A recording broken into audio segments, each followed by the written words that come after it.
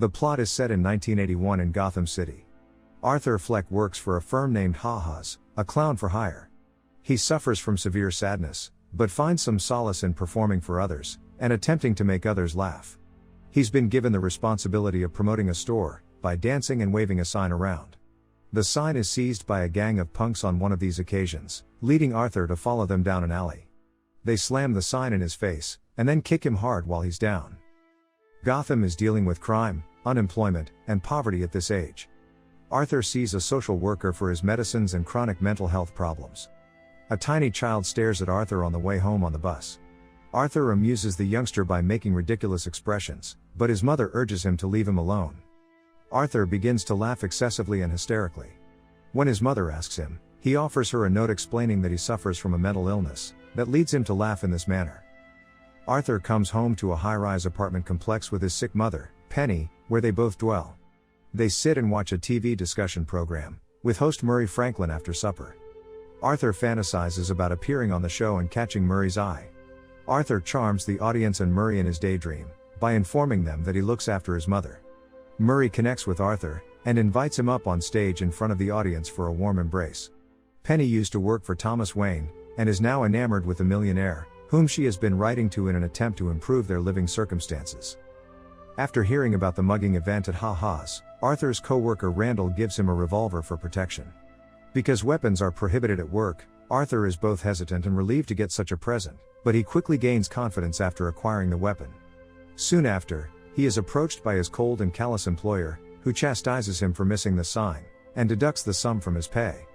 Arthur simply answers with a sour smile. Arthur meets and falls in love with one of his neighbors, Sophie Drummond, a single mother. She converses with him pleasantly on topics that he can relate to. However, despite attempting to make an impact on her, he comes across as uncomfortable and strange in her presence. He spends a day tracking her at one point. Later, she visits his apartment, and inquires whether he was following her. He acknowledges that he was, but she seems unconcerned. He invites her to see him perform at a stand-up comedy concert. She is hesitant but agrees. Arthur arrives at the comedy club for his show. His anxiety fills him, and he unwittingly finds himself laughing so hard, that he can hardly talk as a coping technique. He then launches into his routine, which isn't that amusing. Sophie is in the crowd, and she looks to be the only one laughing at Arthur's jokes. This provides him with the comfort he requires, to continue to laugh despite his internal anguish. Later, Arthur visits a children's hospital to perform as a clown for the kids. He had brought his rifle with him, which he dropped on the floor. Arthur's employer subsequently chastises him for it. Arthur begs his supervisor for a second opportunity, but he refuses, and is fired on the spot. To top it off, Randall puts Arthur under the bus, by stating Arthur obtained the gun on his own. Arthur notices three inebriated young Wall Street types, working for Wayne Enterprises, harassing a woman on the metro train journey home. Arthur mistakenly starts laughing, attracting the attention of the males, while the woman prudently departs the car. The men approach Arthur, and make fun of him and his laughs before beating him up. In self-defense, Arthur fights back, but they gang up and brutally beat him to the ground. After having had enough, Arthur draws his revolver and shoots two of them in self-defense, before pursuing the final man off of the train and executing him on the stairwell. Arthur withdraws into a nearby public men's lavatory, stunned by what he has just done. He discovers a force rising within him after a minute of furious thinking, and he begins to dance by himself. He sees himself in the dirty mirror as a damaged, smeared, and still strong clown at this point, and he begins to accept it. He puts the pistol away, and returns to the apartment building, where he first meets and kisses Sophie. As word of the three killings spreads, some perceive it as a targeted attack on the rich, while others defend it. Thomas Wayne speaks out against it, referring to the lower class as clowns, a symbol that they gladly accept. Arthur cleans out his locker at Ha-Ha's the next day, but not before confronting Randall, about betraying him and destroying the time-punching machine. He then walks away, feeling elated and liberated. According to news sources, clown rioters are causing havoc in the city and criticizing the wealthy. Arthur realizes he has unintentionally created this, and begins to realize his actual potential, which makes him really happy.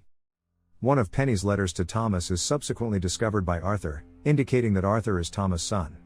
Arthur visits Wayne Manor, where he meets Bruce Wayne, a young man. During this meeting, he also attacks Alfred, but regains composure and goes away. He then goes to a public art theater to confront Thomas Wayne, who reveals that Arthur was adopted and that Penny was delusional.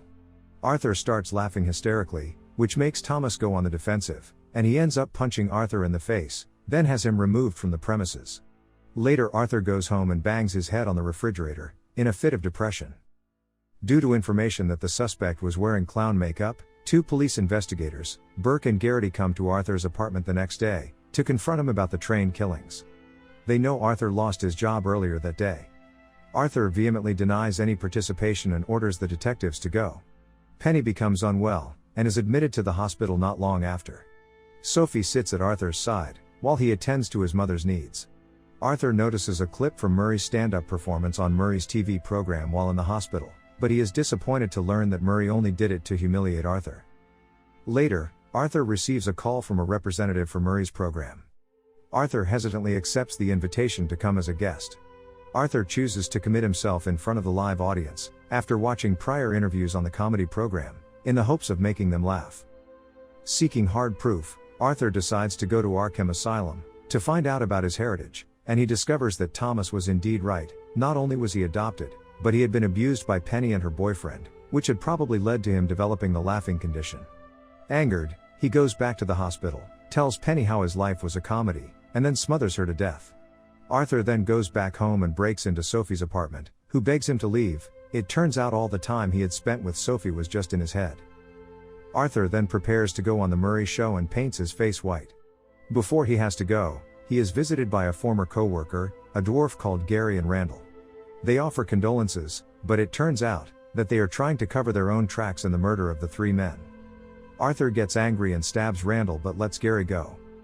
As he leaves to go to the show, he is chased by 2 police and they go into a subway, where other Gotham citizens are dressed like clowns, after being inspired by the murders.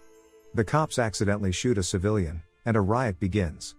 Arthur reaches the studio, where the Murray show is recorded, and asks for himself to be introduced as the Joker.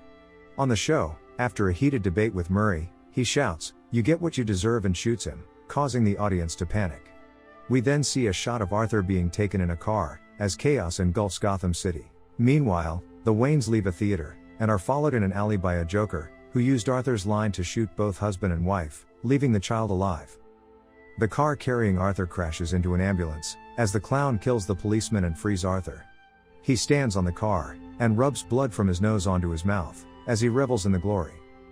Sometime later, Arthur is locked up in Arkham Asylum, where he is visited by a new social worker. He tells her that he wants to tell her a joke, but she would not understand. Later he comes out of the room, with bloody footprints, as he is chased by orderlies. The end. Thank you for watching. Subscribe if you'd like to see more videos like this.